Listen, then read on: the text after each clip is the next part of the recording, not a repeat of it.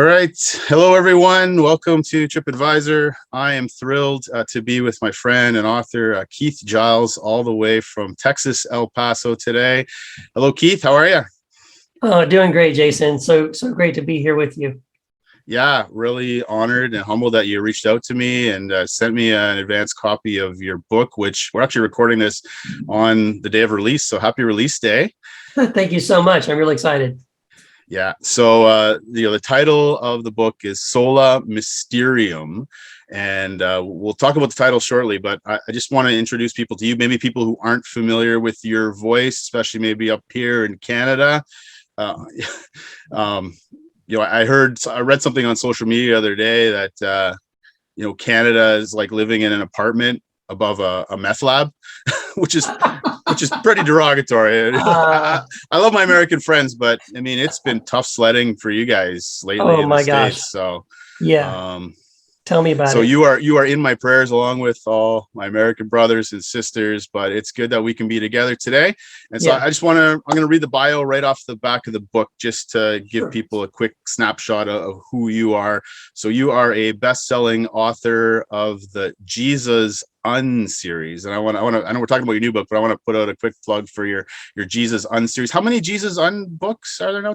There were seven books in the series. Yeah, each dealing with a different aspect of deconstructing your faith. Right. So deconstructing, disentangling, church and politics, the Bible and Jesus being the true word of God, atonement theory, what is the church, the ecclesia. I mean, really highly recommend this Jesus series, 7 of them. You've appeared on CNN, USA Today, BuzzFeed. You were in full-time ministry for 11 years, and then you started a house church in Southern California that just radically kind of gave everything away to the poor. You and your wife recently moved to El Paso. Yes. And now you're on your new adventure. And adventure is a good word, because this book was an adventure reading. You cost me a few hours of sleep in the last couple of weeks, because I wanted to turn to the next page. I kept revisiting and going back and talking to people about it, and so you got to pick up this book. So this book is a real gift. And so, okay, no more Jesus un. So I was shocked. This isn't a Jesus book. Yeah. But why this book, Keith, and why at this time? I mean, there's been a lot of books that you've read and I've read on the relationship between faith and doubt and dismantling the idol of certainty. Yeah. This one felt fresh and felt unique as I was reading it. So, tell us about maybe the genesis of this book and why this book at this time. Yeah, that great question. Yeah. So, I finishing up the Jesus series, which was something that I really felt like it needed to be done. And a lot of that was reflecting my own deconstruction, reconstruction journey. I had these same kind of questions when I was writing those books, and I knew other people were having the same kind of questions about the cross and hell and the end times and the Bible and all that. And so, but now having done that, okay, I feel like I've covered all the major questions that I think most people wrestle with, and really proud of that series and everything. But it's sort of like, okay, now that I've dealt with each of those things, I feel like I can just kind of set them aside. And then it kind of felt like, okay, now what? So if I've deconstructed, and this is really what the book is for. I think it's for anybody who feels like they really have done the hard work of questioning and figuring out where they stand on all these kind of what I call sort of the major pillars of deconstruction. And now we're at a place of saying, all right, well, if I've dealt with those things, I've wrestled with these things, I feel like I know where I stand on a few things, important things. Where do I go forward? And really, the genesis for the book, the idea for the book, really came out of, I've been doing this Square One community for people that are going through deconstruction and walking them through, like for 12 weeks. Like I just walk them through each phase of deconstruction, helping them figure out their reconstruction process. And we have like a Zoom call every week where we check in with each other and as they process through that. And I've been doing that now for over 2 years. Had a couple of hundred people, going through it so far. And in the process of doing that, a lot of what's in this book came out of conversations that we had through Square One. A lot of it. And so it was just very organic and natural of like, yeah, these are the things people, the questions they have as they're coming out of deconstruction into reconstruction. One of the main things that I encourage people to do in square one at the very beginning is to say, as you're deconstructing all your theology, I encourage you to deconstruct your need to be right. And there's a lot of good reasons for that, right? You don't want to stand on this illusion of certainty. That's not where you should get your comfort and your safety from, from sort of this theological certainty, because it's an illusion. There is no such thing, right? You don't really have certainty, even if it provides a measure of comfort for you. In a way, it's a false comfort. So let's just get over that, move on that, admit that we have to learn how to embrace mystery. I always say, don't let the cement dry, keep it fresh, keep it wet. And that allows you to have an open hand about where you're at. You don't talk about where you're at in your faith journey with phrases like, I know. You don't approach it from a place of certainty. You approach it more from a place of humility, like, I think, or I believe, or right now I'm leaning this way, but it's a conversation and you're open to other views, other voices and things like that. And I think if you can learn how to do that, not only will your journey through deconstruction be a lot less painful, that down the road, it's a lot better for you, right? To be willing to recognize that, yeah, you're not right about everything, and that you're not supposed to be right. It's not about being right or having the right information or anything like that.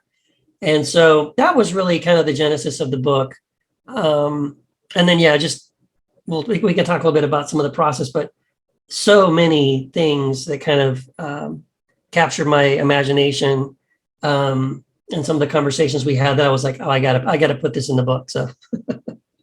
Well, let's go there. Let's talk about the process, because as I'm reading books like this, and I do this with many books I read, I'm not only like chewing on the content, but I'm reading between the lines, what's happening in the life of the author, because all writing is autobiographical to some respect, right? And communal in this case for you. So, maybe more so than any of your other books. And I've read all the Jesus Un series, but I was fascinated to hear that the process in researching and writing this book. You talked about the square one discussions, but as I was reading it, I had this growing sense of awe and wonder. Yeah. And I'm curious, what was your experience? There's a lot of threads in this book you're tugging on. If there's theology and microbiology, neuroscience, quantum physics, the list goes on and on and on. When you set out to write, this book, how much of these themes and content did you have in mind already, and how did the project evolve as you were researching, writing, and discussing in the Square One group and otherwise? Yeah, well, excuse me, I'm always, the process of researching a book begins. I probably started outlining this book about 2 years before I started writing it. So I sat down. I typically, that's what I do. I sit down with a pad of paper. I'm very old school. And I sat down with a notebook, and I just sort of like, okay, I know I want to write this book about embracing mystery.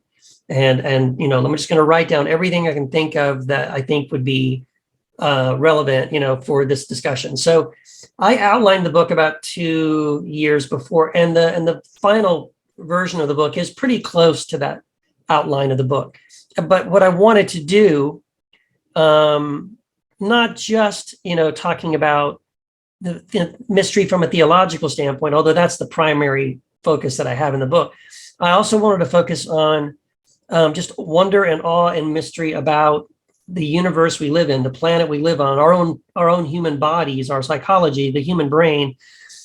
All of these complex, amazing things in creation that the more we look at them should draw us into this place of awe and wonder.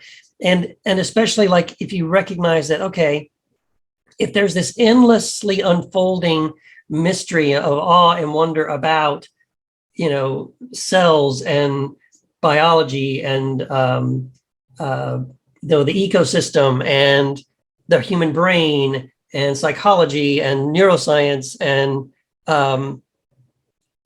quantum physics and all these things. And there is, that's what I show in the book. Like, oh my gosh, like we don't really know anything. That's sort of the underlying thesis for the first half of the book. We don't really know anything, but isn't it incredible and amazing to learn about these things? And I wanted to create in the reader that sense of awe and wonder. And in some ways, it's easier to kind of get someone there talking about tangible things, right? Things you can imagine and relate to, because the whole point is that we can't even imagine God. God is a being beyond all comprehension. And so it's really difficult to write a whole book focused on a God you can't even imagine. So if I could create the awe and the wonder and all these other things that are real and relatable and tangible to our real lives, right? Then I felt like that would be an easy way to bridge the gap and say, okay, look at all the awe and wonder and fascination that there is in your own body, your own mind, the world around you. Just imagine now how much more amazing God is, because like God is way beyond that. And so I just had so much fun packing in this book as much as I possibly could. I love hearing you say you lost some sleep, because I was wanting that. I want people to like be reading this, like when you come to stuff about idea space and like, what the heck is this, right? You want to, it just blows your mind, right? And then you turn the page and you read something about how trees and mycelium and plants and mushrooms, fungi, communicate across hundreds or thousands of miles, actually talk to each other like a biological internet. And like, what is that, right? And all these things about like our memories, how our memories aren't trustworthy, and all that research that I jumped into, frequency with light and sound and all this stuff. Like, it is amazing. It's stuff that I've been collecting notes on for a long time. So I was really excited about writing every chapter that I wrote. I was like, I can't wait to write this chapter. And then like you said too, I got to give my wife credit for this. The book would probably have just only been mostly all that cool kind of stuff I just talked about, which in itself would have been fine. But my wife, Wendy, was like, she read the first draft of it and she was like, people want to know what you think about this stuff. People want to know your experiences, your stories. Sure. So, try to make it personal. And you're right, this is probably the most personal book I've ever written. I have so many personal stories of my own experiences in this book, more than any other book I've ever done. Yeah, you definitely put your heart on your sleeve, you put it out there, which is good. I appreciated that. It's funny. I'm so immersed in this book. I'm reading this section a few days ago as I'm winding down. I'm reading about all the microorganisms. Yeah. Edit that out later. Microorganisms on and in my body, and I'm literally like reading, and I'm like, oh yeah, myself. Yes, yeah. But it was so fascinating. I mean, just from the macro to the micro and everything in between, all these threads that you're tugging on, and you tie them all together coming down the home stretch with your own personal experiences. It was just beautiful. And it did lead to that sense of awe and wonder and fascination. I wasn't only losing sleep, but I'm looking at the footnotes. I'm watching TED Talks. I mean, there's a whole lot of rabbit holes to go down here, which is a sign of a good book too, right? You're giving us a taste, and it's a wonderful taste, but you also leave us with, okay, if you want to explore more, here's a physicist, here's a TED Talk. So I think this is meant, like all books, and probably this one more than even any of your other books, will really be enhanced not only by reading personally, but communally, right? That's where the book started in its infancy. Yeah. And I would encourage people not only to pick up the book and read it, but get together with family, trusted friends, faith communities, etc., and dig into this stuff together. That'll just enhance this awe and wonder and sense of gratitude. Now you have a copy of the book, right? A physical copy right there. Can you hold it up for us here? Yeah, there you go. Okay, so there it is. Sola Mysterium, celebrating the beautiful uncertainty of everything. And we're not supposed to judge a book by its cover, but I love the cover. I love the title. Was this the original title, or talk about the title, the meaning of the title? The word sola might be a foreign word to some, and I'm pretty sure I know where you're going with Sola Mysterium. And then the two words back to back, beautiful and uncertainty, because maybe beautiful isn't the first descriptor people would use to describe uncertainty, but I think you make a strong case that it's the perfect adjective in the book. So talk to us about the title, the significance of the title and the subtitle.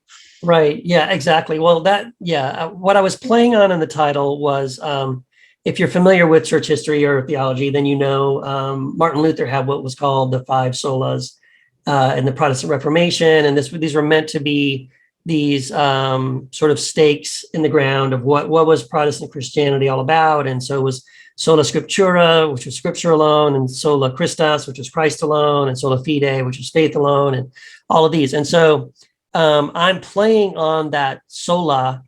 It's sort of like adding a sixth one, I guess, to that, and saying at the end of the day, we need to make sure that we embrace mystery. So Sola Mysterium is an intention to play on that. That's the same kind of sequence, but to say it's really only mystery. That when we're talking about God, we're talking about a being beyond comprehension. So we cannot talk about God as theologians from this place of certainty. That's inappropriate. It really should be from a place of awe and wonder and mystery. And so, yeah, that's what I wanted to create with this book. Although I mentioned at the front of the book, by the way, that my Latin, if you speak Latin or you're in any way, then you know that my Latin there, as David Bentley Hart told me, is gibberish. But I don't speak Latin, and I figure most of my readers don't speak Latin either. I just really liked Sola Mysterium, the way it flowed, and I feel like it communicates what I want to communicate to most of the readers. So that's what I went with. Leave it to David Bentley Hart to call out our gibberish, right? Yeah. But I'm honored that he would be willing to even just say something about it. So that was fine. And then, the subtitle, Celebrating the Beautiful Uncertainty of Everything. See, I know you're right. I think a lot of times when we're going through, I think it's especially true for people in that transitional period, going from deconstruction and through that into reconstruction. That's part of what makes it so painful, I know, and creates a lot of anxiety for a lot of people, because you're moving away from this illusion that your theology is all about, or is the gospel all about having the right information about God. And of course, as you begin to ask those questions, that makes you nervous, and people are telling you, oh, that's dangerous, don't do that. But, you can't help yourself. So you keep pulling the thread, you keep asking the questions, and then you change your mind about something. And now you land on, okay, well, I don't believe this, but now I believe this, right? So now you have your new and improved sort of theology. But again, that's why I always tell people as they're going through this, deconstruct your need to be right, because if you're not careful, then you become just as dogmatic and fundamentalist about, well, now I believe this, right? And I say this all the time, right? This thing about, we start to have this attitude that, the thing about my worldview or my theology is that no matter how many times it changes, I'm always right. I used to believe this and I was right, but then I changed my mind. Now I'm right again. But then a few years later, I changed my mind again. And now I'm right. That's the wrong way to look at it. The truth is, you were wrong before. You're probably wrong about some things now, and you're guaranteed to be wrong in the future.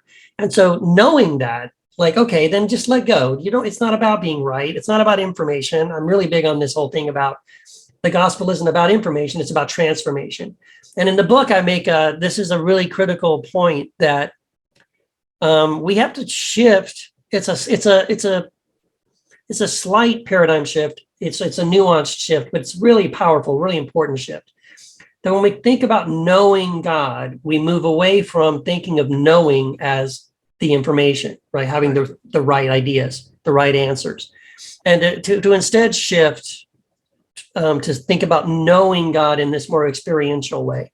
Which, by the way, is the way Jesus talks about it, right? When Jesus says in John, I think 17, he says, this is eternal life, to know God and his son. Yeah. He doesn't use the Greek word episteme, which is the word for information.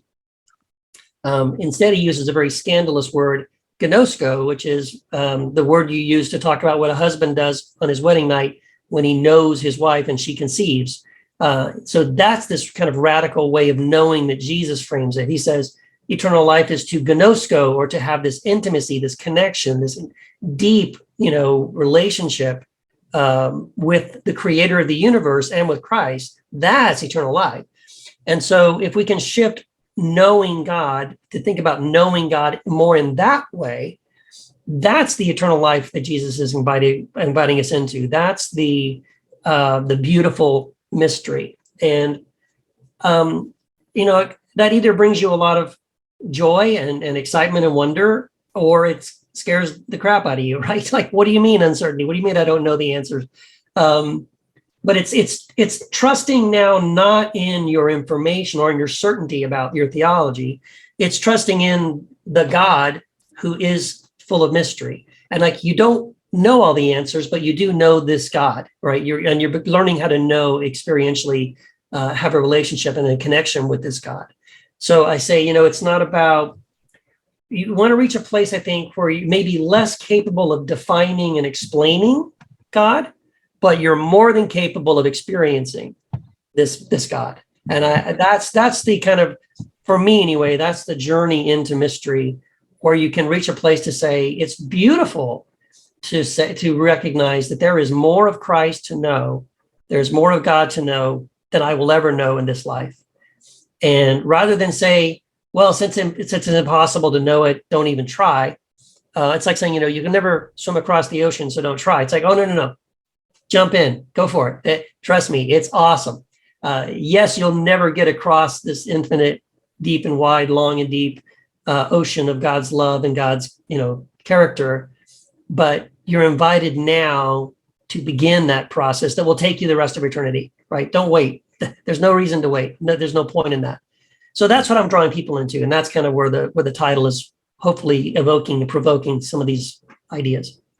And I love the ocean analogy to jump in, because you're not going to swim across the ocean, but you might bump into other people swimming in different parts of the ocean that have something to contribute or enhance your experience, right? And yes, I love the source material in your book. You're interacting with people far and wide in this ocean of truth and beauty, right? Which is compelling, but it could be challenging. It could be, I'm sure it'll be threatening for some when they read this. Oh, you're quoting this person or that person outside of our religious ideology per se, but all truth at the end of the day is creator's truth. And I love the fact you just make a compelling case of the interconnectedness of everything in the universe, right? You make a compelling case that certainty is an illusion that needs to be abandoned, and and yet from my experience, and probably from your vantage point in the heart of Texas, I would say certainty remains deeply entrenched in the church. I mean, it's starting to be dismantled. The walls of certainty this will certainly help those walls come crumbling down. Bring it on. But there's still an entrenchment. People are still doubling down on this certainty model. Why do you think personally the allure of certainty is so strong, so powerful? And why is it so difficult to unmask certainty as an illusion and move from what we might call this certainty seeking faith in life to one that's driven by awe, wonder, curiosity, grounded in love, swimming in that ocean? That's a journey, right? That I'm on that journey, you're on that journey, we're all on that journey. Just speak to those who are maybe dipping their toes in the ocean. They don't want to dive in, but they're curious, and yet there's still something holding them back. What would you say to them? Yeah, well, I would just say, kind of like what I'm saying in the book, that this certainty that you think you have, again, it is an illusion, and this is probably why it's going to be scary for some people, to read the book on one level. In fact, that's exactly what happened. I have a little advanced team of people that read the book, an advanced copy of the book, to get ready for the launch day today. And one of the guys, he started reading it, and literally like every 10, 15, 20 minutes, he was messaging me privately and saying things like, I'm sweating, I'm crying, I'm laughing. I don't know why I'm laughing, if I'm laughing out of nervous, energy or joy. Oh, and it just kept going. Like all day he was messaging me about, oh my gosh, and I felt like, man, I'm creating this some kind of like trauma for this guy, or like I was telling him, I just said, man, put the book down. I don't want to create this angst and anxiety and trouble for you. It's meant to set you free. And ultimately that's what it did. But he went through some pretty difficult stages of letting go of some of that certainty. And so, I hope not everybody has that intensity of struggle with the book, but that's what it's doing. It's helping people recognize, hopefully opening their eyes to the fact that, we get some comfort and we get some security. And I think that's why we hold on to it. And that's why we're a little bit of afraid of anything that begins to shake that a little bit, But for any of your listeners and anybody certainly who's either started their deconstruction journey or has been going through deconstruction for a while, I think this will be a good book for them, because they're probably already acquainted with that process of deconstructing and questioning and doubting. And I hope what it will do is give them a little more peace of mind about the process, that this is normal. This is actually okay. Even this whole process of questioning and asking and even doubting and moving away from certainty into this uncertainty, I believe it's a spirit-led process. Like the Holy Spirit is what's behind the pushing and the pulling, right? Calling you deeper into this mystery. So I don't even feel like it's something I'm doing. It really feel like this is the natural work of the Spirit of God, is to move us away from really ultimately, which is just religion. And so much of religion is, this sort of systematic, we've got it all mapped out and figured out kind of a thing. And that's really what I'm wanting people to, I want them to see that is sort of a man-made construct, that what's behind that religious construct of the illusion of certainty that's created for us, it's designed to kind of create this false safety and security for us, because that way we won't move anywhere. Don't leave, don't read that, don't listen to that, don't do this. And so, I just want to say, you don't have to be afraid of any of those things, that God is in it. God is in drawing you outside of your little box, to recognize there is no box. God's not in that box anyway. God's way bigger than that box. And to recognize that when you leave the box and you realize there is no boundary, there is no border, it is infinitely high and wide and long and deep, that it's all filled with the presence and the Spirit of the living God, who loves you and is amazing and is inviting you and whispering to you, come and know me, come and see, come and experience me, right? There's so much you haven't seen, and you don't have to be afraid of these things. There's the quote that says, a ship is safest in the harbor, but that's not why you build a ship, right? And so we are created for so much more than to sit in safety in the harbor, right? We were created, believe it or not, to sail these dangerous waters of uncertainty and mystery. And it might be challenging at times, but this is really, I think, what we're created for. We're created as beings who we have this built-in sense of awe and wonder and mystery and curiosity, right? We can't help ourselves. The problem is that sense of mystery that we all have has kind of been hijacked by religion, because they quickly gave us an answer and said, right, stop right there. And then that's how you kill it. And so my thing is, oh, no, those answers you were given, most of those are not real. So move on, keep going. Don't be too quick to make up your mind and stop and go, oh, this is it, right? Just keep going, keep going, keep sailing. And there's way more cool stuff over the horizon. Did you think that, religion and church, one of the reasons, and there's a multitude of reasons why people are leaving church and religion in droves, is because of just that. There's this deep yearning for awe and wonder and curiosity, and the church is not helping cultivate that. And I don't want to throw out the baby with the bathwater. There are some churches that are doing that. We're trying to do that, but it's giving them easy answers. It's moving them towards certainty, and people are they're frustrated. They're bored, frankly, right? Because there's this intense yearning. Maybe they can't put their finger on it to go deeper and swim in this ocean, and the church is restricting that, or religion in general is restricting that, rather than helping perpetuate that in a loving and healthy and wholesome way that brings unity in this planet, which we need, right? There's so much of this us versus them. It's almost perpetuated, because if we perpetuate and peddle this certainty seeking faith, we're inevitably going to build walls, not bridges. That's right. We're going to build up us and them mentalities. It's inevitable. And people are waking up to that. Just like this gentleman over my shoulder here, one of my favorite movies. I think this is appropriate, right? That we got to talk movies a bit. You're a movie guy like me, so The Truman Show, right?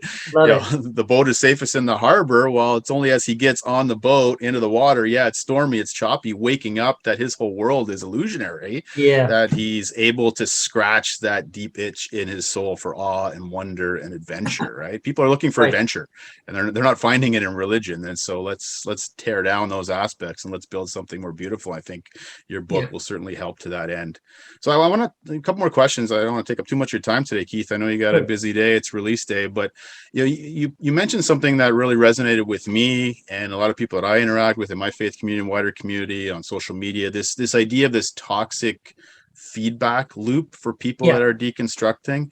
There's this draw towards beauty and mystery and uncertainty, but at the same time, there's very real trauma, and there can be inner voices that are voices of shame and anger and fear that can keep us from fully embracing mystery in a healthy way. Can you just sort of unpack that a little bit, this idea of this toxic feedback loop for people that are deconstructing, how it works and how to break free from it? Yeah, absolutely. Yeah. And this was something that comes directly out of that Square One group I'm talking about. So we spend, it's about halfway through, I think it's like week 6. We spent an entire week on this whole thing about breaking that toxic feedback loop. And so, yeah, briefly, where it comes from is to go through deconstruction, your brain has to be using this filter, sort of a negative filter, meaning that everything you have an ability through this negative filter of noticing inconsistencies, mistakes, problems, what's wrong with this? Why does this theology not work? Why is what the pastor's saying from the pulpit not match what's in the Bible, right? And so it's a good thing in the beginning. You need to have that sort of mindset in order to begin and get most of the way through your deconstruction process. The problem is that our brains get stuck in that negative feedback loop. I've seen it over and over again. I've been through it. I've seen it in people many, many times, where some of them years later, all they can do is complain and gripe and talk about, like, oh, how wrong, how stupid, all those people, they believe these wrong things and da-da-da. And it's like, okay, good. I'm glad you see that. The problem is, when do you ever leave that behind and move into the goodness of, like, okay, good, I don't believe that anymore. So now what? Like, how am I living in a different way that I'm set free from that? And the truth is, you're not set free from it, because you're still constantly, it's every day you wake up, it's as if the first day that you just realized that you were being lied to, or this wasn't true, or, what they were teaching you wasn't the whole truth. And so the way to break out of it, and you have to break out of it, it's called rewiring your brain. Okay. Yep. And the way to rewire your brain from the negative into sort of this, to change your filter to more of a positive filter, first of all, you have to do something to make it happen. It will not happen automatically. You have to intentionally do some things to break that feedback loop and to be able to shift it. And again, it's not a permanent thing. You're likely to fall back into the negative filter down the road. But what I show people in Square One, and in this book, I gave you some examples too, of it's a tool. It's like a hack. It's like, okay, when you catch yourself in this negative way of thinking, these are things you can do to rewire your brain, flip the switch, and so you are in control of that. You're not trapped. You're not helpless to, like, be trapped in this sort of feedback loop. And the crazy thing is, the answer to do this is gratitude. And it doesn't seem like that is a natural, intuitive thing, but it is. So I talk about a couple of studies that were done. One was by UC Davis, University of California at Davis. One's by UCLA. Both studies, and I have all of this in the book, both studies talked about how they would study the brain, the human brain, and then they would ask people to go through different gratitude exercises. So one group was told every day to write letters to people to show gratitude, a parent, a coach, an older brother, someone in their family that they really had gratitude for. And so as they did this, what they noticed over time is how it literally began to create new grooves in their brains. And it shifted the way, it pulled them out of the negative and into this positive way of thinking and being. And so I want to read a little bit from the book, which is quoting from the study. So it says, according to this 2015 study by UC Davis, the gratitude group reported feeling more optimistic and positive about their lives than the other groups. In addition, the gratitude group was more physically active, reported fewer visits to the doctor than those who wrote only about their negative experiences. And then in the UCLA study, they used, again, magnetic resonance imaging to measure brain activity whenever they were practicing gratitude. And what they found was, quote, increased activity in the anterior cingulate cortex and medial prefrontal cortex, those areas associated with moral and social cognition, empathy, reward, and value judgment.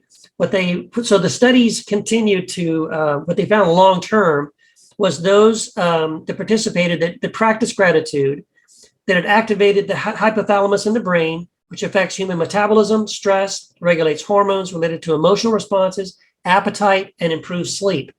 The impact on the brain was transformative, and the study showed, again, I'm quoting from the study, quote, the positive influence of gratitude on mental health continues past a particular event if the emotion is relived. Subjects who participated in gratitude exercises showed both behavioral increases in gratitude, significantly greater neural modulation by gratitude in the medial prefrontal cortex 3 months later. And so practicing gratitude, what they found was by practicing this gratitude, people had reduced thoughts of suicide. Their brain function on a chemical level literally changed. They had improved feelings of self-worth, increased compassion for other people, and it improved their relationships with other people. And so it works. I actually came across that study years and years ago, like probably 10 years ago, from the corporate level. I was working at a technology company, and this guy had looked at that research and was using it as a program for HR departments for large technology companies, and saying, hey, look at this research, right? When people practice gratitude in the business context, they collaborate more often, they have more creativity, they end up working, harder and longer, and they have more excitement about the work that they're doing. They work well with other people, better with other people, and all these improved things. And so that was how I first heard about it. But then I just started getting curious about, like, what is this? This whole gratitude thing does all of that? And so then I started looking into what I just read to you, and I was like, oh my gosh, this goes deeper than I thought. So it's a pretty powerful and amazing thing. Our house church family, at the time, we walked through it. One of the girls in our group, and I talk about this in the book, give an example. She decided on her own to do, like, every hour, she set an alarm, and every hour she would stop and write in her journal something that she was grateful for. And she just, by the end of the day, she was just like lifted. She had all this joy, relief, and anxiety and stress were gone. It was beautiful. And I actually repeat that in my Square One class. I have people go through, that's one of the exercises I give them to do that. And I've had people who love it. They enjoy it so much. I had one guy say, you know what? I started doing it every hour, and after a couple of hours, I switched my alarm to every 30 minutes. Wow. Because I knew I wouldn't have a chance to be grateful for all the things I wanted to be grateful for by the end of the day. And so it's this beautiful thing. You can experience the shift in your own body and your own mind. And then, of course, people around you notice it too. It sort of becomes this infectious thing. Like, the more grateful you are, people around you also then become more grateful as well. And then they have a positive experience from that too. It's really cool. And so that's something I found that really works. And in my own life, and people in different communities I've been a part of, just simply finding different ways to express gratitude on a daily basis. Yeah, I'm glad you mentioned gratitude, because right out of the gate, you begin the book with a quote from Swiss psychiatrist Carl Jung. Yes. If our religion is based on salvation, our chief emotions will be fear and trembling. You're right. But if our religion is based on wonder, our chief emotion will be gratitude. And I paused. I'm like, that's an interesting quote to begin the book with. And then I got to that section you were just reading about. I'm like, the light bulb went on. Like, that's a perfect quote to begin, because that's where everything, all these threads you're tugging on, that's where they lead in the book, is gratitude, right? So and I love that quote too. Yeah. Oh, it's great. I had an experience even this morning. I'm driving my son to school, and here in Canada, school's not out for summer yet. I know it has been for a while in the States, our last week. So motivation level of my kids is very low right now to go to school. My son, I let him sleep in a bit. I'm like, you got to go to school today. Have a good day. He's like, I won't. I said, well, if you say you won't, you probably won't, right? That's right. Just that attitude shift, right? What do you have to be grateful for today as you're going to school, right? It's kind of a fun day today. So you're not going to see a lot of these friends all summer, so enjoy it, right? So it's just those small examples, right? I think in the book also, not only the every hour journaling, but the jar, the generosity jar you talked about, where we're going to actually try this as a family, take a jar and every once in a while, share around the dinner table. What are we grateful for this day or this week? And then come New Year's Day, let's open the jar and let's reflect and look back on what we're grateful for in the past year moving forward. I think it's a brilliant practical idea. I love there's so much practical application in the book. Like there's a lot of wonderful theory and quantum physics is out there, but then you bring it down to the real, the rational, the literally hour by hour, how we can live this out. So it's great. Well, it wouldn't be good if we closed without a little more movie banter. Okay. So let's talk about J.J. Abrams a little bit before we land the plane. You shared this story. I don't know if you know where that story is in the book, but maybe you can recall it or share a little bit about this mystery box. J.J. Abrams, for those that aren't familiar with the name, famous director of the TV show Lost, the Star Trek reboots, Super 8, Cloverfield. Great director. We both have mutual respect for it. I just love this story. I've heard it elsewhere, and I was just grinning ear to ear when I encountered this story in your books. Maybe you can read it or talk a little bit about J.J. Abrams and this mystery box story? Yeah. So, me too. This is one of my favorite parts. When I was outlining the book, I was like, I got to include this story about J.J. Abrams. It's so good. So, yeah, J.J. Abrams talks about how his grandfather, when he was young, like 8 or 9 years old, his grandfather took him to a magic shop. And he loved his grandfather. Like, he had this really beautiful bond with his grandfather. And so anyway, his grandfather told him, at the magic shop, pick out anything you want. It's on me. And he looked around, and at the top shelf, he saw this yellow box it had a yellow wrap, and it had this giant black question mark, and it said mystery box, right? So his eyes were drawn to that, and it was basically $50 worth of random magic tricks for just $15 in the box, right? And he was like, oh my gosh, yeah, that's what I want. But more than 30 years later, JJ says he's never opened that box. It's sitting unopened on his desk right now. And he says, he was thinking about this, like, he shows it to people. He tells the story to people when they come to his office and stuff. But he's thinking, like, why have I never opened this box, right? What's going on? And why have I kept it? Why have I never opened it? And he says, I thought somehow there was a key to this. He goes, I realized that I haven't opened it because it represents something important to me. One, it represents my grandfather. But it also represents infinite possibility. It represents hope. It represents potential. He says, what I love about this box is that it helps me realize that mystery is the catalyst for imagination. It makes me think that mystery is more important than knowledge. And that's why the mystery box, in honor of my grandfather, stays closed. I just love that story. And it really encapsulates so much of what I feel I wanted to say in this book, right? That for me, that mystery box is a metaphor for God. It's a metaphor for Christ, right? And this beautiful realization that there is more of God to know, there's more of Christ to know than I could possibly know.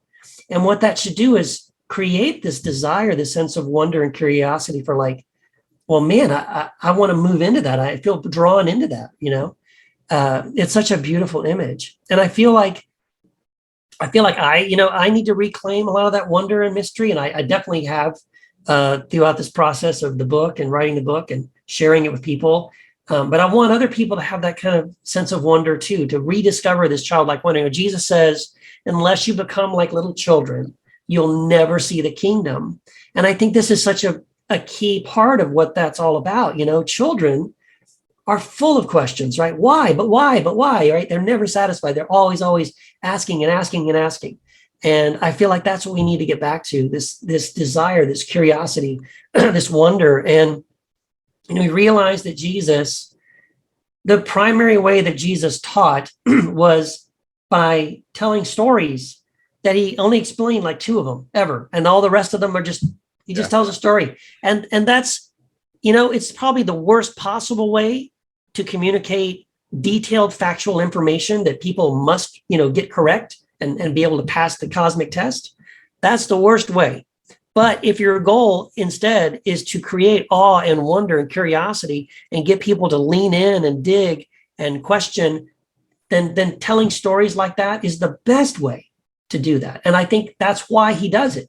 He wants us to be intrigued, to be compelled, to be drawn into this beautiful mystery. That's what we're invited into. And hopefully this book helps people rediscover that kind of childlike wonder in their faith. And I hope they also, by the end of the book, agree with me that it is a beautiful uncertainty. Right. And, there might be parts of the book or portions that people don't initially agree with. And that I'm sure you're okay with that too, right? Sure. Because it's not about being certain. You're not certain about what you're writing, but you're passionate about it. And I think that's the thing with mystery, right? Like, is there an unhealthy mystery where we just uncritically throw everything on the mystery pile and everything's like nailing Jello to the wall and we just kind of walk through life? That's not where you're going here, right? So what's, maybe last question, then I want to get you to read, if you don't mind, just the last few paragraphs starting with the concept of true wisdom. But last question I wanted to ask you is this. What is you mentioned gratitude, but what are the other litmus tests that we're on the right path here with a healthy sense of mystery, not I can just believe whatever I want to believe and go through life, that's another ditch you want to avoid. We want to avoid the certainty ditch, but we want to avoid the cultural normative, right? Just just do whatever you want, think whatever you want, right? Even if it's unhealthy. What are some of the other litmus tests? Gratitude, you mentioned, is a big one. Yeah. To help guide us on the path of healthy deconstruction, reconstructing something, but not going back to a certainty as we reconstruct, right. but to a healthy sense of awe and wonder and gratitude. Are there any other litmus tests to help guide people on that process? Yeah, well, I think, part of it is, I think what you'll begin to do as you move deeper into the sense of learning how to embrace the mystery and letting go of the need to be right about everything. You start just relating to people as people. You stop kind of playing this us and them game. You recognize that everybody is connected, that we're all connected with Christ and Christ is in us. And so there's not this idea of dualism and separation is also another illusion. You can reach a place where you can listen to people who believe things that are different from you and not be offended and not feel the need to argue, because you don't need to be right and you don't need to prove them wrong. You can just listen and go, oh, wow, that's interesting. I haven't thought of that before. Or maybe I used to think that, but I don't anymore. And that's okay, right? You get more comfortable, with people ask you, well, what do you believe about this or that? You don't feel the need to sort of like prove your case and win the argument or anything like that. You can just say, maybe sometimes you could even say, I don't know, or I'm still working it out, or right now I'm leaning this way, but you know what I mean? So I think you'll experience a lot less stress. You'll have a lot more freedom.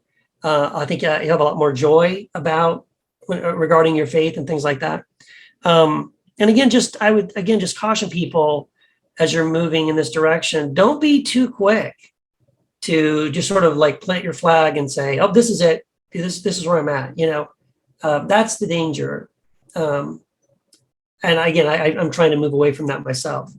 So hopefully that's helpful. And then you wanted me to share a little bit about from the end of the book. Yeah, maybe we can just land the plane where you wind down. I just thought it was beautiful. The paragraph you begin speaking about true wisdom, what true wisdom is. Yeah. I don't think it's like a movie spoiler alert, because it's a perfect ending to the book, and it really wraps things up nicely. So maybe if you could just read that to all the listeners. And sure. No, I think that's good. Okay. I think I'm going to start here. So it says, our surrender to the vast unknown magnificence of the divine might sound like this, quote, your brightness is my darkness. I know nothing of you, and by myself, I cannot even imagine how to go about knowing you. If I imagine you, I am mistaken. If I understand you, I am deluded. If I am conscious and certain I know you, I am crazy. The darkness is enough. That's a quote from Thomas Merton's Dialogues with Silence. Mm-hmm. True wisdom is to know that you know nothing. True theology is to confess that our knowledge of God is closer to breathing than it is to acquiring information. If we cannot be certain about nature or science or our own memories or what we see or what we hear or what we experience, then we most certainly cannot believe that we could ever be certain about a God so infinitely above and beyond ourselves. What's even more beautiful is that this mystery leads us into a deeper love and connection with the divine. These unanswered questions are what draw us nearer. This unquenchable desire to know and to be known is what fuels our yearning, even as we learn to rest in the one who loves us with an everlasting love. It is here we realize that we have been knitted together in the secret place to be in relational mystery with God, and that in the very mystery of who we are and the very mystery of who God is, we are already intertwined. What more can we do than to embrace such a beautiful mystery? So I hope you can find the grace to allow yourself permission to remain awed by those unanswered questions, to hold loosely to the things you think you know, and to become more open to the joy of uncertainty as you celebrate the exquisite beauty of this divine mystery. Who knows where this curiosity will take you? Only you and God can say what's next. This is your next big adventure. This is the great unknown that awaits you. This is the Sola Mysterium. Beautiful. I'm tearing up just listening to that again. I was literally tearing up reading that the other night, and thank you, Keith. This book has been a real gift to me and many others. It's available widely, Amazon, all book retailers. You can find it. How can people stay in touch with you, Keith? How can they connect and track along with what you're up to? Right. Yeah. Thank you. So, I'm on Facebook, Instagram, and Twitter. You can find me there just under my name, Keith Giles. If you go to keithgiles.com, that's my blog, Patheos, and I post there very regularly. Look forward to connecting with people there. I do a podcast called Second Cup with Keith that I've been loving. It's running like every other week, and I just take a single subject typically and kind of do a deep dive on that. So that's a lot of fun. And of course, Heretic Happy Hour and things like that. I do that podcast for fun. It's not for everybody. I'm just telling you. Some people, it's too much for them, and I understand. So, Second Cup with Keith is for those people. You'll love that one. It's great. Yeah, you mentioned Square One a few times in our conversation. Yeah. What's that all about, and how can people connect with that if they're intrigued? Yeah. So, Square One is the 12-week online course and community that I do. It runs like every like 90 days or so. So I think the next round is in August. We'll start the next one up in August, as we're recording this, August 2022. If people are curious about that, they can contact me on any of my social media channels, or usually I'll have information and links to join that that group on my keithgiles.com on my blog. And we'll put all these links in the show notes here today, as well as people can connect and get more information if they want to. Great. Now, this might be a little premature, but what's percolating? What's any future projects? I know it's release day and we want to celebrate this, but yes, anything you can share with what's next? Or well, I'm always working on something, right? So I am going to be doing a course for this book in August. So if anybody really reads the book and like, hey, I'd like to take the course with Keith, that's a blast. I'm looking forward to sharing that with everybody. That'll start up in August.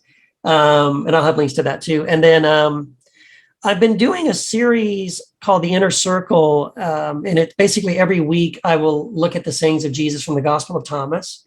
And that has just been fascinating. I've really been loving that. And that will eventually be one of my books coming up.